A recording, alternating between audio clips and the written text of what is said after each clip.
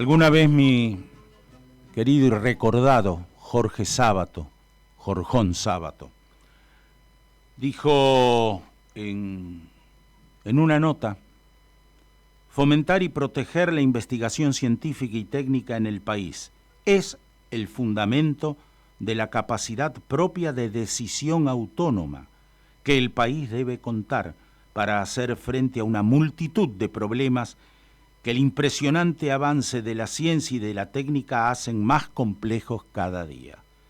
Sin una capacidad autónoma, estaremos condenados a comprar toda clase de buzones, tranvías y afines, a continuar encandilados por las cuentas de colores de los traficantes de turno, y a que la tan mentada soberanía nacional no sea más que una expresión retórica para ser declamada estentóreamente en los aniversarios patrios. Esos aniversarios patrios cuando los patriotas part-time, ¿no?, se ponen la escarapela y dicen, soy patriota. ¿Cuáles son los riesgos de que el gobierno venda sus centrales nucleares? ¿Cómo afecta a la estrategia energética y a ese concepto que va más allá de lo meramente militar, de defensa nacional? Bueno, estamos en línea con el doctor Diego Hurtado, es físico egresado de la Universidad de Buenos Aires, especialista en Historia de la Ciencia y la Tecnología Argentina.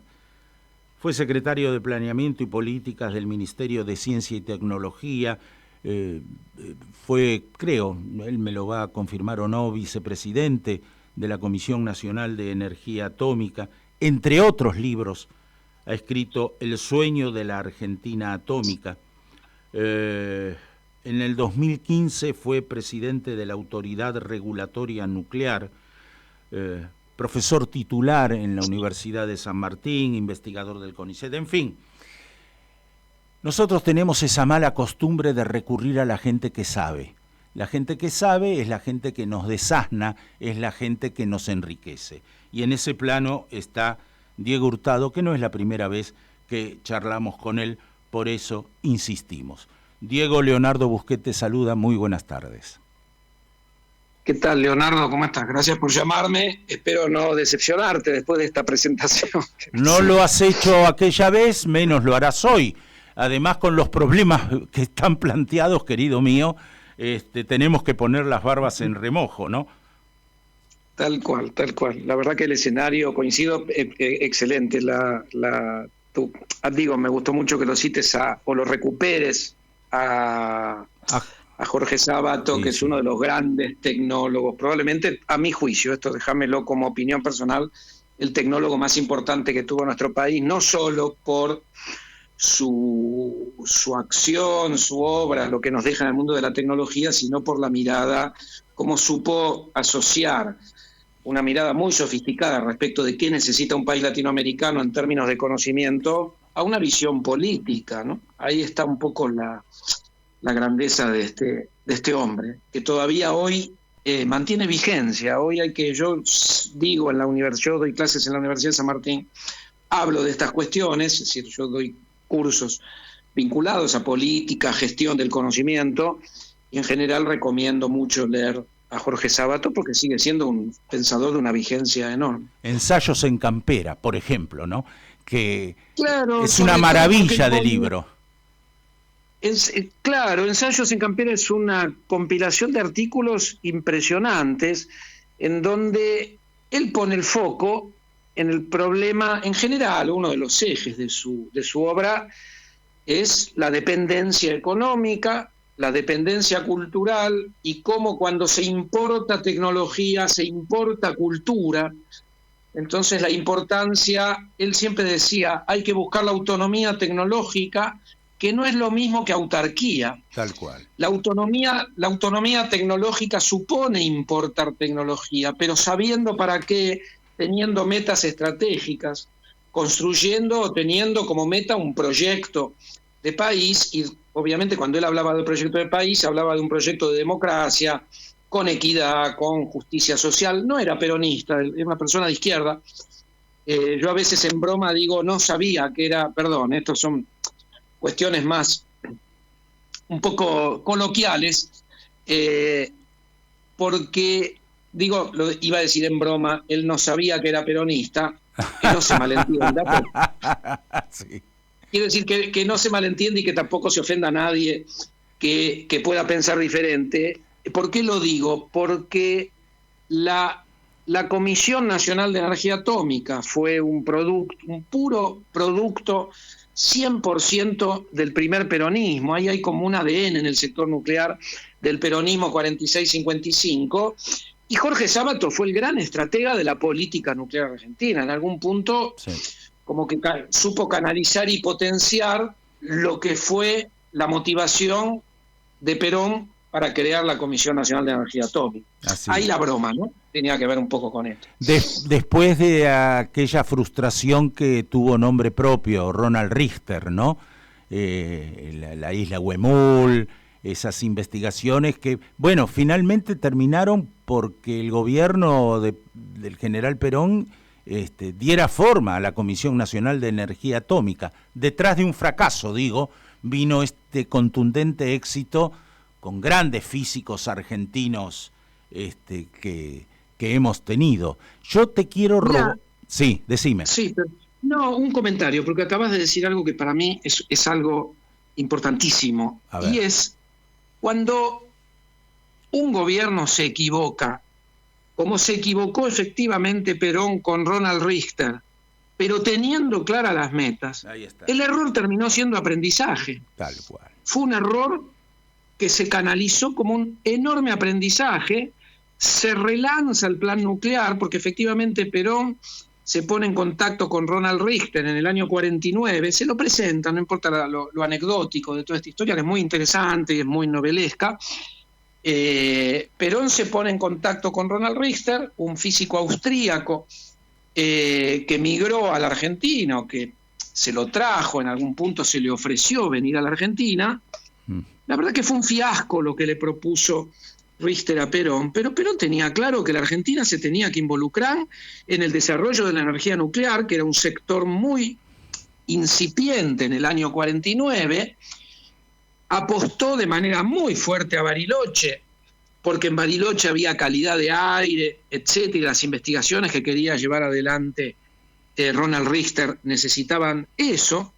Cuando Perón sospecha de que Richter no está yendo por el sendero que le promete, manda primero una comisión evaluadora, después manda una segunda comisión evaluadora. A partir de esto se convence de que ese proyecto no camina, se lo corre a Richter, todos los equipamientos que habían ido a la isla Huemul van a la costa, y eso termina siendo hoy uno de los centros más importantes en América Latina, digo, lo que llamamos Centro Atómico Bariloche, el Instituto Balseiro, de donde surge la empresa INVAP, que hoy exporta reactores multipropósito de investigación, produce satélites. De ahí salió uno de los físicos teóricos más importantes que hay hoy vivos, que es Juan Maldacena, que trabaja en el Instituto de Estudios Avanzados en Princeton, para que nos demos una idea de lo que significaba que se equivocara Perón, ¿no? Sí, tal cual. Lo digo de manera irónica y entre comillas, el error de Perón, bajo el convencimiento de que Argentina tenía que liderar en América Latina la energía nuclear, el error termina siendo aprendizaje y potenciamiento de lo que había sido originalmente el proyecto. Te voy a robar 1 minuto 24 segundos de tu buena paciencia para escuchar algo que creo que, bueno, yo te lo brindo como una suerte de obsequio. Escuchemos este testimonio y seguimos conversando. Perfecto. Diego. Perfecto. Acaba de ponerse a la vanguardia en América Latina en materia de centrales atómicas para generar electricidad. Como se sabe, ha sido ya licitada y adjudicada la construcción de una central de este tipo, que será levantada en Atucha, Zárate, provincia de Buenos Aires. Esta obra nació de un proyecto, mejor dicho, de un estudio de factibilidad que realizó la Comisión Nacional de Energía Atómica por medio de un grupo de 15 técnicos. Ese grupo estaba dirigido por 3 expertos de la comisión. Uno de ellos es Jorge Sabato, gerente de tecnología de la Comisión Nacional de Energía Atómica, con quien estamos en este momento para conversar brevemente acerca de este importante proyecto argentino. Sábato, el estudio de factibilidad es entonces netamente argentino. Efectivamente, Bedrune, el estudio de factibilidad de la central ha sido el primer estudio, yo creo, de esta magnitud realizado exclusivamente por técnicos argentinos, y es el fundamento de la resolución del Poder Ejecutivo por el cual se ha decidido marchar adelante en la instalación de esta central en Atucha. La central estará terminada según el pliego de condiciones para 1972, ¿verdad? Efectivamente, la central debe comenzar a funcionar el 15 de julio de 1972, suministrando energía eléctrica al área del Gran Buenos Aires litoral, área que incluye desde Santa Fe hasta La Plata prácticamente, y que en aquella época abarcará aproximadamente 15 millones de personas. Este testimonio de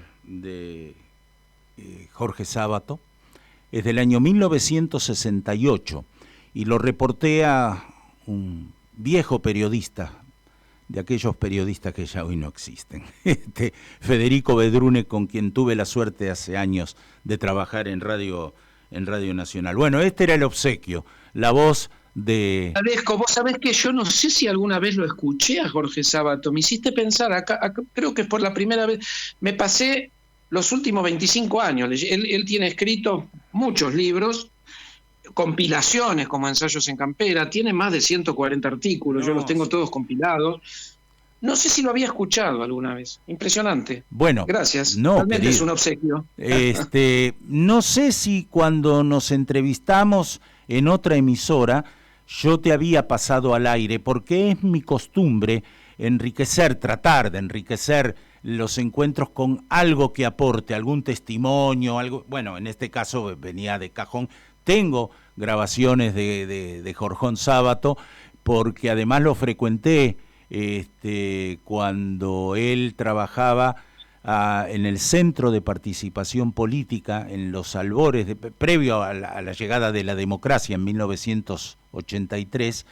Él iba a ser el secretario de Ciencia y Tecnología del gobierno de Alfonsín, pero un cáncer lo derrotó. Y nosotros en su casa lo íbamos a ver. Yo era el secretario del Centro de Participación Política y se terminó escribiendo un libro que guardo celosamente en mi biblioteca sobre el proyecto de ciencia y tecnología que, entre otros, firmó Jorge Sábato. Así que además el autor del triángulo famoso, ¿no? Estado, sistema científico y empresas. Ese triángulo es célebre. Leonardo, yo pensé que íbamos a hablar del desastre del presente y ya venía preparado a cuidar la salud, porque últimamente, la verdad que esta charla me encanta. Bueno, te agradezco. Me sacaste de la coyuntura, nos venimos haciendo mucha mala sangre con todo lo que viene pasando, y de pronto poder recordar esos momentos, porque efectivamente Jorge Sábato iba a ser el secretario es decir, Alfonsín asumió creo que el 10 de diciembre de 1983. Así es. Y Sábato falleció poquito antes. Esto no va en desmedro de quien terminó siendo el secretario de Ciencia y Técnica de Alfonsín, que fue el matemático Manuel Sadowski. Otro gran amigo. Gran personaje. Claro, y además, en algún sentido, así como Sábato fue un pionero de la energía nuclear o de la estrategia, o de la política, para decirlo bien, de la política nuclear autónoma, o que puso en la proa la búsqueda de la autonomía, Manuel Sadowski fue un precursor pionero de la informática, la computación en la Argentina, al punto de que él logra crear como secretario de Ciencia y Técnica en el año 87 la Escuela Latinoamericana de Informática. Fíjate qué interesante, que funcionó 4 años porque Menem la terminó clausurando, siguiendo el modelo del Instituto Balseiro. Y funcionó tan bien esta escuela, al día de hoy todavía derramamos lágrimas de pensar cómo es que el menemismo cometió muchos desmadres, ¿no? Uno más, que le hace una mancha más al tigre, y pensar que ese hombre murió como senador, ¿no? Con el daño que le hizo al país. Así es. Peleado, protegido, blindado con los fueros. Pero dicho esto, los egresados que hubo en la corta vida de la SLAI, de la Escuela Latinoamericana de Informática, hicieron unas carreras impresionantes. Hay alrededor de entre 70, 80, si no recuerdo mal, egresados, que cuando uno revisa sus trayectorias fue algo impresionante. Probablemente si esa escuela hubiera seguido vigente o funcionando, hoy tendríamos un sector de informática, computación muy robusto y mucho más adelantado que lo que efectivamente tenemos. Nos podemos enorgullecer de lo que tenemos. Sin embargo, venimos corriendo el tren desde atrás, ¿no? Así es. Vos sabés que, bueno, por los mismos motivos que lo frecuenté a Sábato, lo frecuenté también al querido Manuel Sadowski. Y yo hubiera querido ser físico, fíjate vos, te lo confieso al aire, pero un malísimo alumno en matemática. Y entonces se lo cuento así en tren de anécdota. Digo, ¿sabés qué? Manuel, yo la verdad hubiera querido ser físico, ¿y por qué no lo fuiste?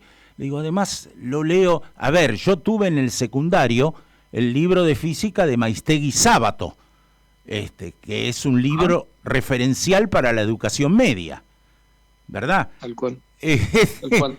Y le digo... Porque Jorge Sábato era profesor secundario. Profesor secundario, tal cual. Después tuvo doctorados honoris causa por donde se te ocurra, pero el título de base era profesor de nivel medio de física, y el tipo hablaba de la física con conceptos que te llevaban casi poéticos a tu vida cotidiana. Mirá, si vos levantás el vaso, estás haciendo una fuerza que bla, bla, bla, bla, bla, bla.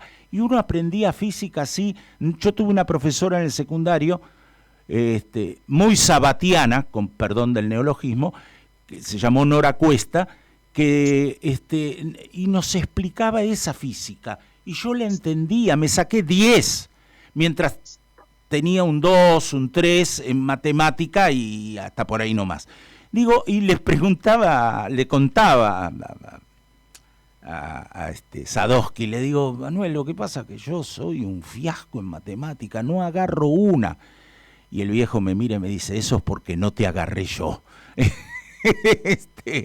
Claro, él fundó el Centro de Cálculo cuando todo termina en aquella noche de los bastones largos, en 1966, tras el golpe, un mes después del golpe. Al Instituto de Cálculo él trajo la primera computadora que se utilizó en la Argentina para hacer programación, cálculo numérico. Claro. Se abre la carrera, perdón, a comienzos de los 60 se abre la carrera de computación o licenciatura, no me acuerdo cómo se llamaba, si computación o en informática, en la Facultad de Ciencias Exactas de la UBA, y ahí, como vos señalabas, la noche de los bastones largos fue un quiebre. Siguió la carrera, pero la migración que produjo la noche de los bastones largos fue dramática. Argentina pagó carísimo, como puede pagar carísimo hoy la migración que está en ciernes por las condiciones horribles, horripilantes, incomparables. Incluso yo me recuerdo horrorizado en el 2016 por las políticas del macrismo, que había mentido en campaña, ¿no? Macri es un gran mentiroso, la madre le pegaba por mentiroso. Bueno, nos mintió en campaña diciendo que el kirchnerismo era un engendro demoníaco, pero lo que había hecho bien en ciencia estaba bien y que lo iba a conservar. Fue todo falso, porque no solo destruyó el país, dentro del país la ciencia y la tecnología fue devastada durante el gobierno de Macri. Ahora, es raro decir esto, es muy raro, yo todavía lo estoy tratando de procesar y ver cómo poner el discurso. Lo que está pasando hoy es de una gravedad inédita, porque, por ejemplo, hoy tenemos los funcionarios del sector, grandes inútiles y ñoquis, para usar los términos que le gusta usar a la derecha, que si vos entrás a las páginas web, por ejemplo, de la principal institución de financiamiento de la ciencia y la tecnología, que es la Agencia de Investigación, Desarrollo e Innovación, en realidad Agencia Nacional de I+D+I. Vos entrás hoy a la página web y está vacía. En 8 meses no hicieron nada, no nombraron directorio, con lo cual, te imaginás, si te digo que es la institución o el organismo más importante para financiar la ciencia, imagínate lo que está pasando con el financiamiento de los proyectos de investigación. El presidente de CONICET es un negacionista del cambio climático, por ejemplo. Es decir, qué bien. Pensemos que tenemos que el cambio climático hoy está validado desde la década de los 90, que viene recibiendo aval de investigaciones científicas, lo que se llama la ciencia del clima, que es una ciencia muy interdisciplinaria, muy compleja.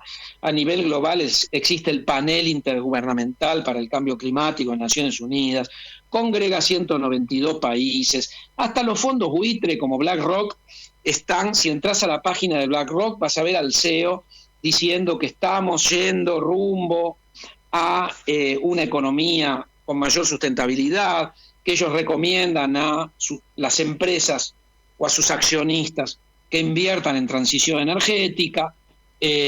Bueno, nosotros tenemos un gobierno que descree o que llama ideología, usando un término que es muy, muy importante para las ciencias sociales, pero usándolo como lo usa la extrema derecha. Ideología para ellos es un insulto porque ellos piensan que están libres de la ideología, ¿no? Cuando son, en los términos que lo usan ellos, probablemente los personajes más ideologizados de la política argentina. Ideologizado en este caso utilizado como dogmatismo, arbitrario, descontextualizado, deshistorizado, ¿no? Y devastación, y devastación. Exacto, bueno, eso es lo que hoy gobierna la Argentina. Es decir, es una paradoja, ¿no? Es decir, que yo entiendo que la gente que lo votó, perdón por usar el término gente, no me cabe mucho. A mí tampoco. Digamos, ciudadanos que votaron a estos personajes, yo entiendo que pudo haber habido una motivación política por la decepción. Nada peor que un gobierno peronista decepcionando a los trabajadores, trabajadoras. Pero bueno, me parece que ya tuvimos bastante, ¿no? De la medicina del castigo, y quienes votaron hoy a estos delincuentes financieros, ¿no? Sí, delincuentes sí. Son terroristas financieros, deberían empezar a recapacitar y ver cómo salimos de esta encrucijada que nos puede dejar sin país. Bueno, yo los califiqué humildemente, por cierto, como neofascismo de mercado. Porque me da esa impresión, ¿no? Es tal el grado de autoritarismo, de insensibilidad, de odio concentrado, que no puedo pensar en otra definición. Acá hay una lucha, me parece, y quiero escuchar tu opinión, Diego. Estamos charlando con el doctor en física Diego Hurtado, dicha sea de paso, a propósito de una realidad a la cual vamos desembocando de a poco, es inevitable. La lucha entre dependencia y autonomía. Y yo te quiero preguntar los riesgos que supone vender el parque de las centrales nucleares. ¿Cómo afecta no solo a la estrategia energética, sino a la estrategia de defensa, de calidad de vida de un país y de su sociedad, Diego?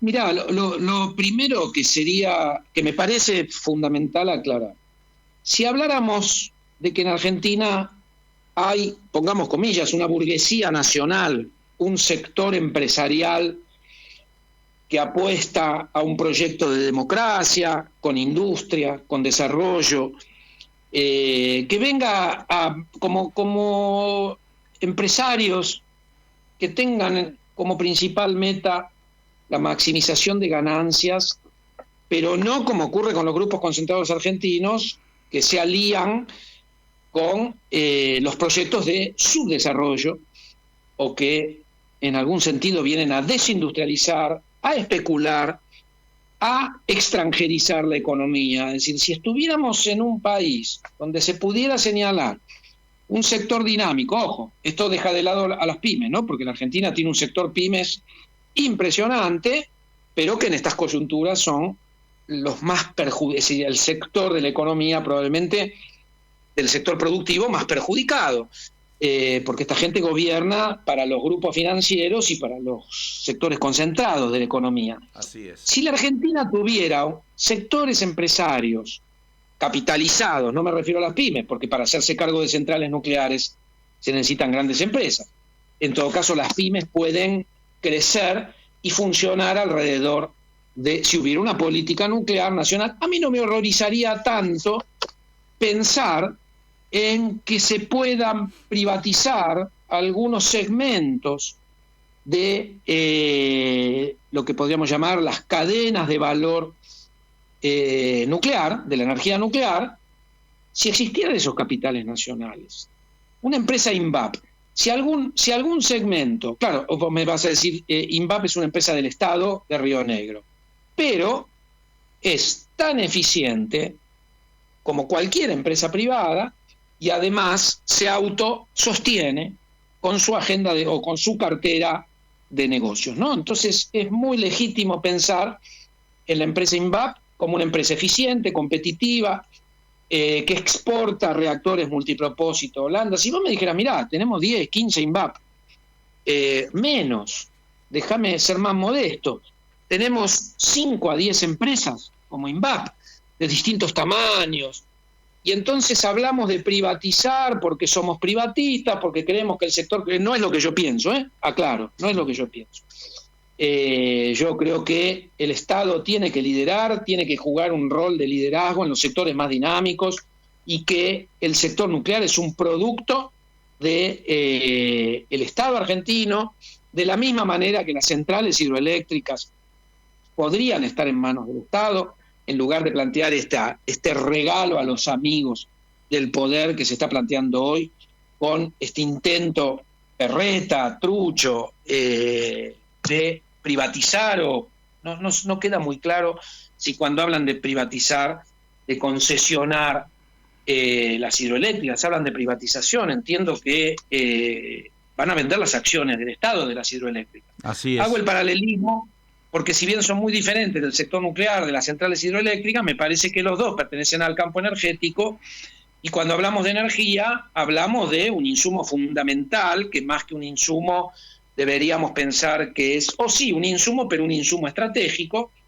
que cualquier economía central piensa o se esfuerza. Si vos me dijeras, describime las políticas energéticas de los Estados Unidos de los últimos 50 años, te diría, mira, es muy complejo, depende mucho del periodo, pero sí hay una constante.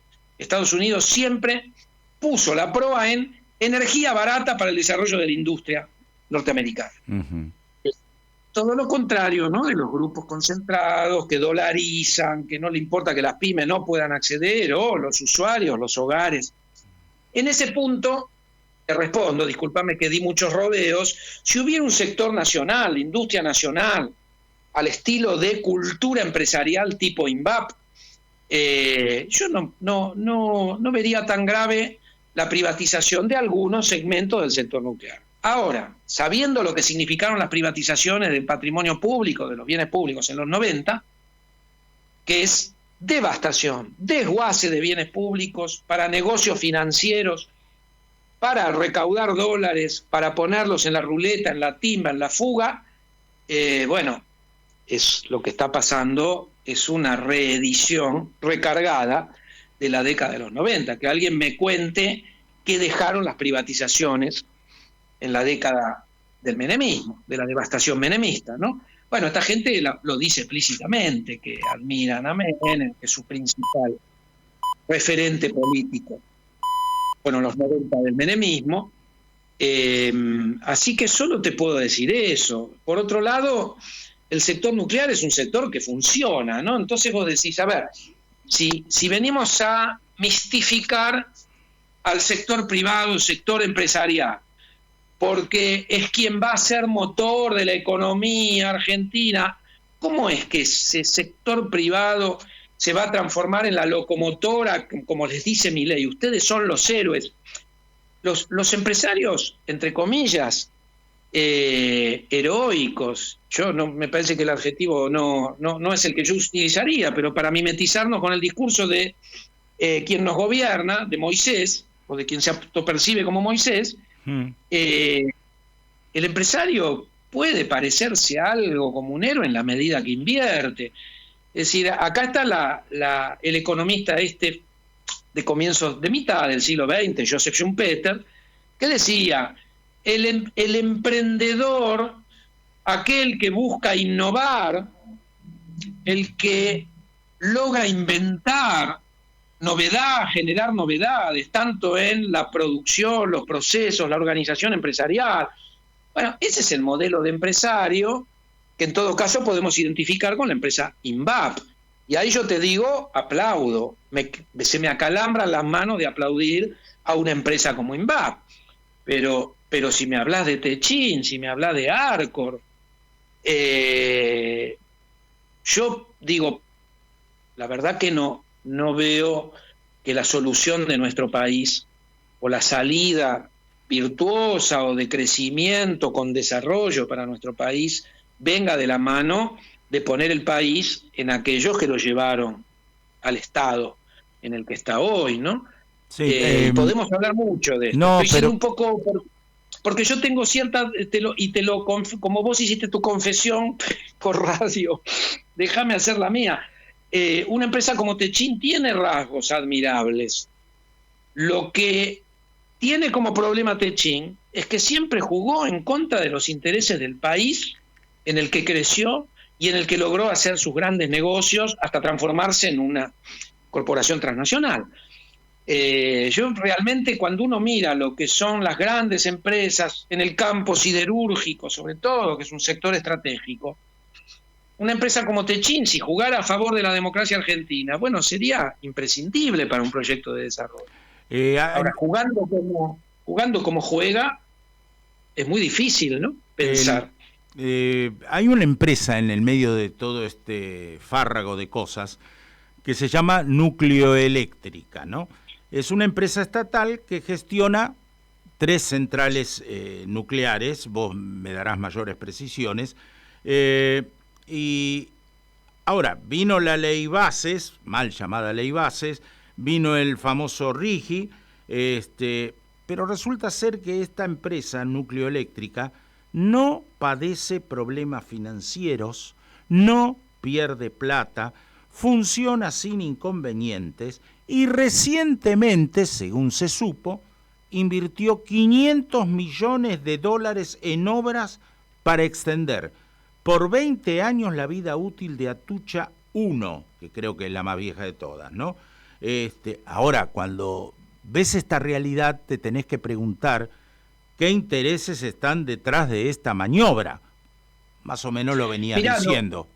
Sí, Nucleoeléctrica es un desprendimiento, casi te diría en los 90, una amputación de la Comisión Nacional de Energía Atómica. En los 90 se miró qué se podía privatizar del sector nuclear, se concluyó que en ese momento solo existían Atucha 1 y Embalse, porque Atucha 2 había quedado paralizada, las obras de Atucha 2. Entonces se decidió cortar, es decir, recortar las centrales de potencia, armar una empresa con Atucha 1, con Embalse, y lo que quedaba paralizado de Atucha 2 por si hubiera capitales privados que decidieran impulsar la finalización de Atucha 2 para privatizarla. Y la verdad que no aparecieron los capitales privados para comprar la empresa nucleoeléctrica. Eso también habla de que aquellos grupos empresarios que compraron activos estatales en los 90, lo que buscaban era negocio rápido, ¿no? Como ocurrió con YPF, donde se quedaron con todo explotando el petróleo y el gas para exportar, no se invirtió en exploración, se desguazó todo lo que tenía de capacidades tecnológicas en YPF, y cuando Cristina Fernández reestatiza la mayoría accionaria de YPF, hay que volver a invertir en la empresa porque lo que dejó el Repsol era una calamidad.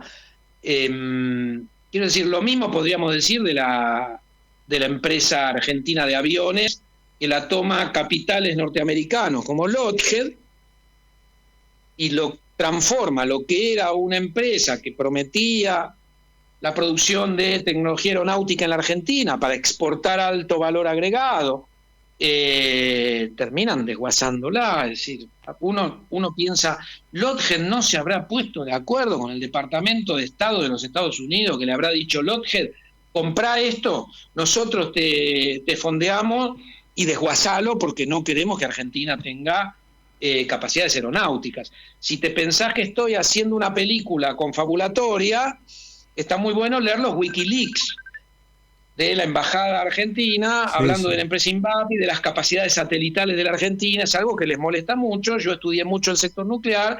Hay que ver las presiones de Estados Unidos, que arrancaron a fines de los 60 y siguen presentes, para que la Argentina no tenga plan nuclear.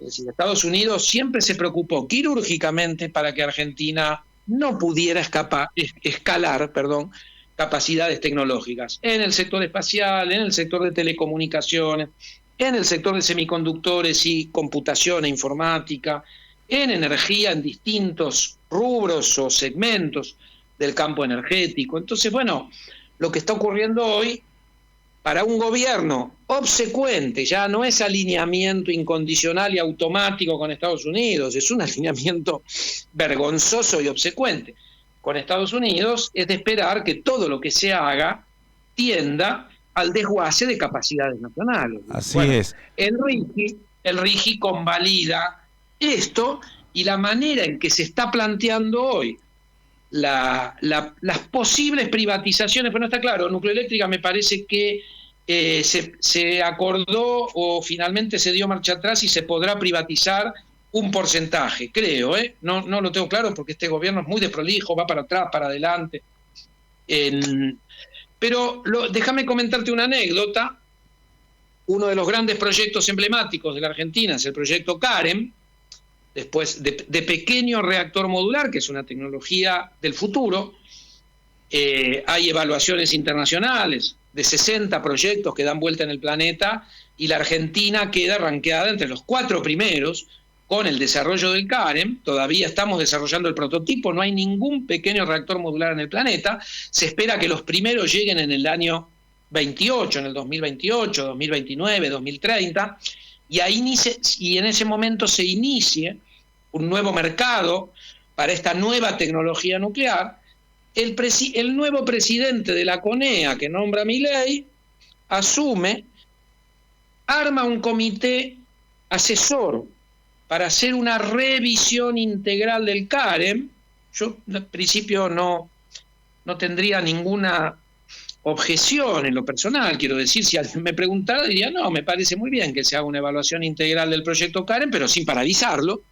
¿Quién dijo que uno no puede caminar y masticar chicle a la vez, no? Es decir, mirá, mientras avanza la obra, hace la revisión integral.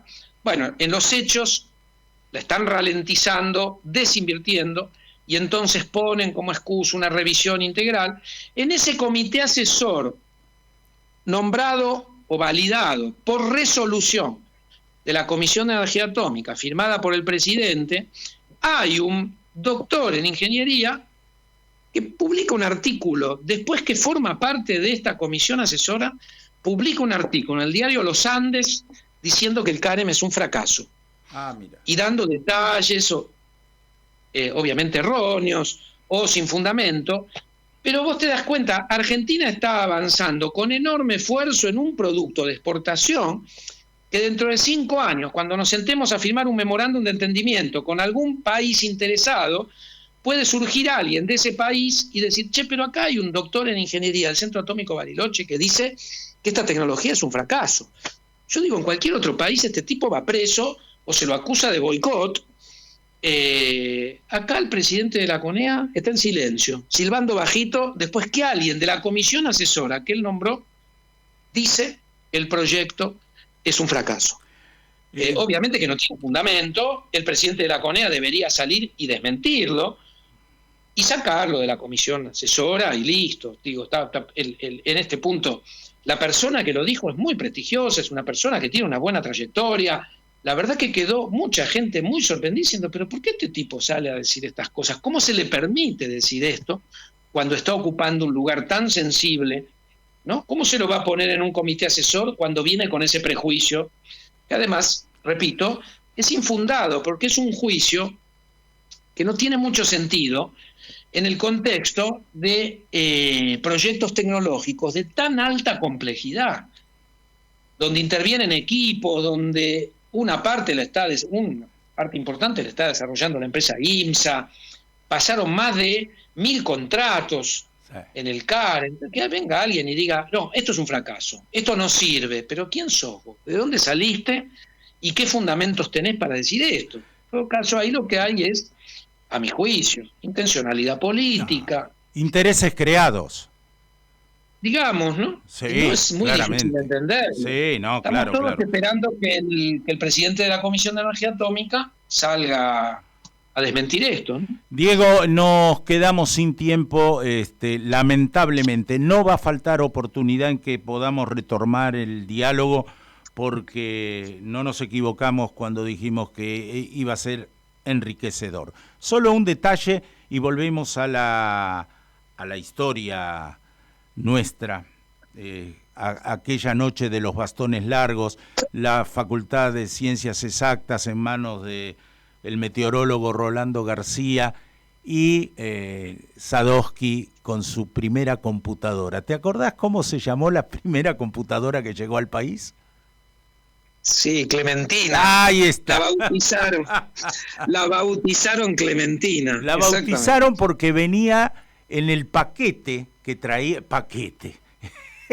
en los containers que trajeron semejante mamotreto que ocupaba no sé cuántas habitaciones la computadora aquella, traía una canción, cuando prendías la computadora, la famosa canción del lejano oeste Clementine o Clementina, y entonces por eso la bautizaron como Clementina. Esto me lo contó Manuel Sadowski.